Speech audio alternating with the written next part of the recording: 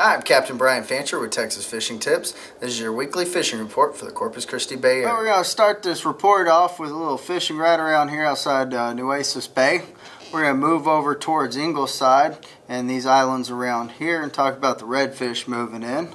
And we're going to jump downwards, down south towards the Corpus area around the JFK Causeway and the Dead Man's Cates Hole area, and finish off today with the Oso Bay. Well guys, there's always quite a bit of trout and redfish moving along the backside of Indian Point here. When you come across the road here from Corpus to Portland, if you look off to your left, all right in here where there's channels, you'll see the seagrass, and usually you'll see a few boats moving in here. It's fairly shallow, there's a lot of oyster reefs in there, but again, as I've said in the past, there's a lot of trout and reds still hanging in this area.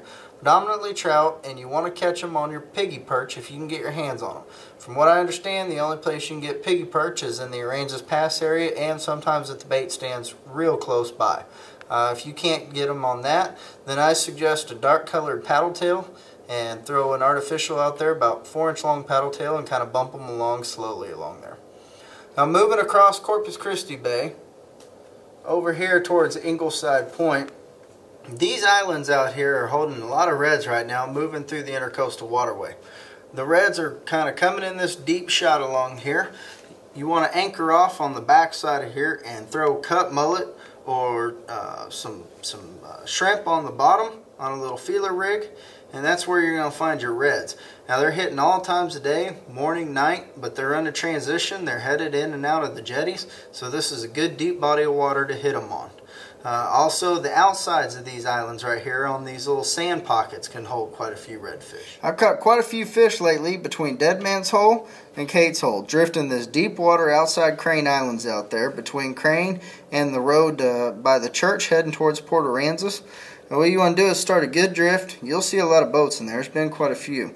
Get yourself some live shrimp if you can. Throw them under a popping cork and drift along here, just popping them along. Lots of drum moving through there.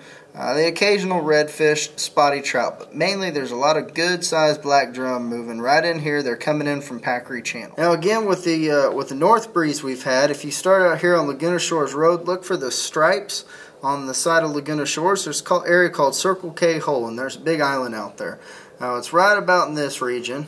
It goes anywhere from 2 foot deep to about 5 foot deep. Drift across that large hole, throwing shrimp on a popping cork or a gulp under a popping cork, and I found a lot of good trout moving in there, and usually a spotty red or two.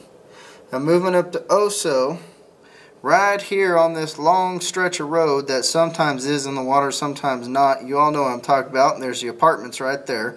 There's some redfish that have been kind of congregating in this area. Cut mullet on the bottom is your best bet, and you don't even need a boat to get there. Now don't forget to go to TexasFishingTips.com to register for our weekly t-shirt and tackle giveaway brought to you by Gulf Coast Marine. I'm Captain Brian Fancher, and thank you for watching.